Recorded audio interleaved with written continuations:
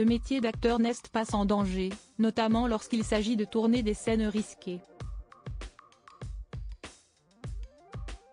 Pierre Ninet en a fait la mauvaise expérience sur le tournage de l'Odyssée, où il a cru mourir d'hypoxie.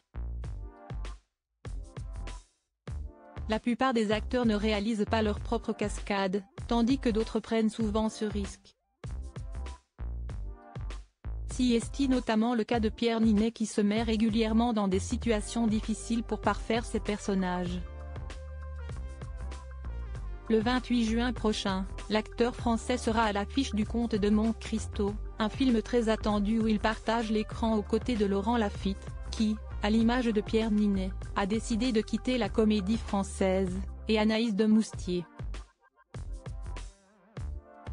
Pour ce rôle, l'artiste qui a reçu le César du meilleur acteur en 2015, a dû tenir 4 minutes en apnée, en suivant les précieux conseils du champion mondial d'apnée. J'ai vu la lumière s'éteindre, une scène intense et difficile, qui lui a rappelé un très mauvais souvenir sur le tournage du film L'Odyssée.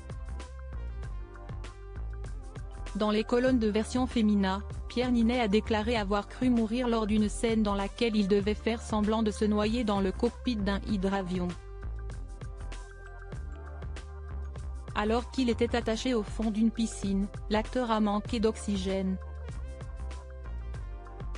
Il a donc fait des signes au plongeur de sécurité, mais ce dernier lui tournait le dos. « Je me suis vraiment vu partir », et il a réagi in extremis. Plus de peur que de mal pour le comédien, qui n'a pas cessé de penser à cet incident lors d'une scène dans laquelle il était enfermé dans un sac lesté, sur le tournage de Monte Cristo, comme il le confie aux journalistes. Malgré les plongeurs de sécurité, c'était flippant, d'autant que je partais d'une mauvaise expérience sur l'Odyssée.